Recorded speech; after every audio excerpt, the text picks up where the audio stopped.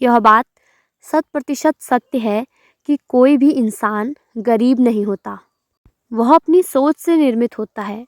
इंसान जितनी बड़ी सोच रखेगा उतनी बड़ी सफलता उसे प्राप्त होगी। इंसानों की सोच में बस इतना ही फ़र्क होता है कि कोई इंसान खुली आंखों से सपने देखता है तो कोई बंद आंखों से। दोस्तों, आज की बेहद ही खास वीडियो में हम उन बातों को जानेंगे जिनसे आप अपनी गरीबी को हमेशा के लिए दूर कर सकते हैं और फिर जीवन में कभी भी गरीबी देखने को नहीं मिलेगी। तो चलिए वीडियो को शुरू करते हैं। दोस्तों, एक बार की बात है, एक गुरु और शिष्य दोनों ही साथ में कहीं जा रहे थे। चलते चलते वह एक बड़े से खेत के पास पहुँचे और उन्हें पानी की प्यास लगने लगी। तभी उन्होंने देखा खेत के पास एक टूटा फूटा घर है। तभी गुरु और शिष्य उस घर के पास चले जाते हैं और उस घर के दरवाजे को खटखटाने लगते हैं। तभी वहाँ से एक व्यक्ति बाहर आता है और उसके साथ उसकी पत्नी और 3 बच्चे भी आते हैं और उन्होंने फटे पुराने कपड़े पहने होते हैं। तभी गुरु उस आदमी से कहते हैं कि हमें प्यास लगी है, क्या हमें पानी मिल सकता है? तभी वह व्यक्ति अंदर जाकर पानी लेकर आता है और गुरु और शिष्य दोनों ही पानी पी लेते हैं। तभी अचानक गुरु उस व्यक्ति से कहते हैं कि तुम्हारा खेत तो बहुत बड़ा है, लेकिन इसमें कोई फसल नहीं है, तो तुम्हारा गुजर बसर कैसे होता है?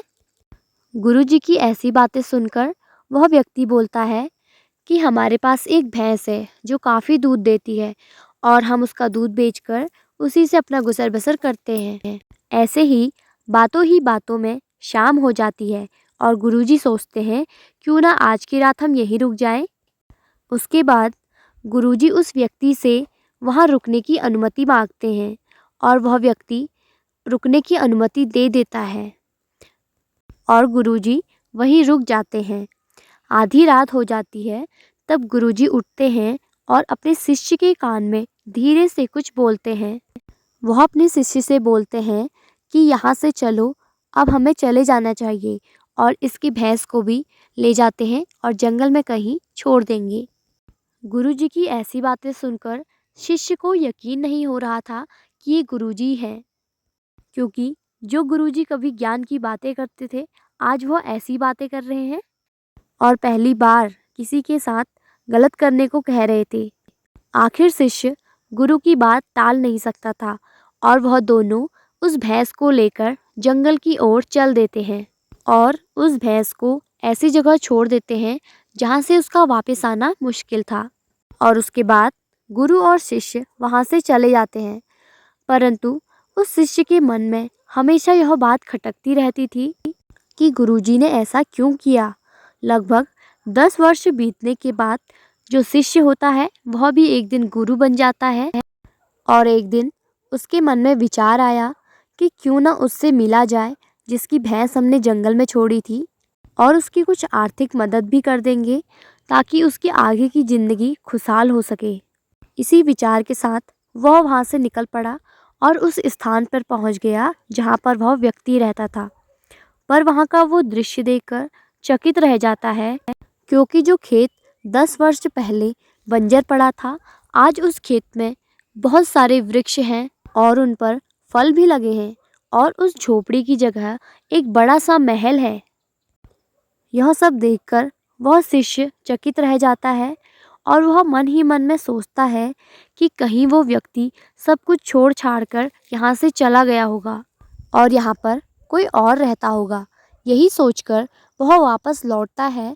तभी उसकी नज़र उस व्यक्ति पर पड़ती है और शिष्य उस व्यक्ति के पास जाकर बोलते हैं, शायद आप हमको नहीं जानते होंगे, लेकिन हम आपको अच्छे से जानते हैं।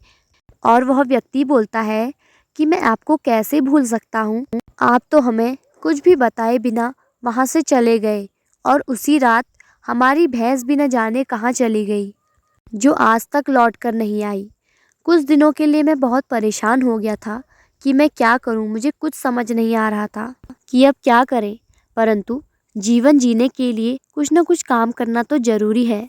इसलिए मैंने लकड़ियां काटकर उन्हें बेचना शुरू किया और जो धन प्राप्त हुआ उससे मैंने बीज खरीदकर अपने खेतों में बो दिया और जिससे मुझे काफ़ी अच्छी फसल प्राप्त हुई और फलों का बगीचा लगा दिया जिसमें काफ़ी अच्छे फल लगे और मैं उन फलों को बेचकर आज शहर का सबसे बड़ा व्यापारी बन गया हूँ।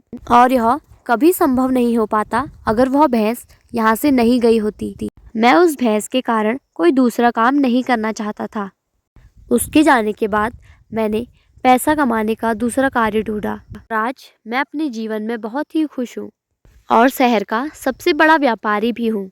यह सब सुनकर शिष्य बोला कि यह सब काम तो तुम पहले भी कर सकते थे, परंतु उस समय मेरा जीवन बिना मेहनत के भी चल रहा था, इसलिए मुझे यह एहसास ही नहीं हुआ कि मेरा जीवन किसी दूसरे कार्य से भी चल सकता है। इसलिए मैंने कभी कोई कोशिश नहीं की, लेकिन भैंस के जाने के बाद मैंने खुद से कोई कार्य करने का सोचा और उसी समय मैंने यह दृढ़ निश्चय किया कि मैं जो भी करूँगा अपने दम पर करूँगा और उसी संकल्प को लेकर आज मैं इस मुकाम पर पहुँचा हूँ। तो दोस्तों, आपको यह कहानी सुनकर यह सोचना चाहिए कि कहीं आपके जीवन में कोई ऐसी रुकावट तो नहीं है। अगर रुकावट है तो उससे आगे बढ़ने का प्रयास कीजिए।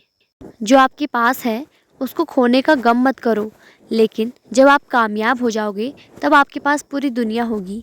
आशा करते हैं कि आपको यह वीडियो पसंद आई होगी और अगर पसंद आई तो लाइक करिए, शेयर करिए और चैनल को सब्सक्राइब ज़रूर करिए ऐसे ही नॉलेजेबल वीडियोस पाने के लिए।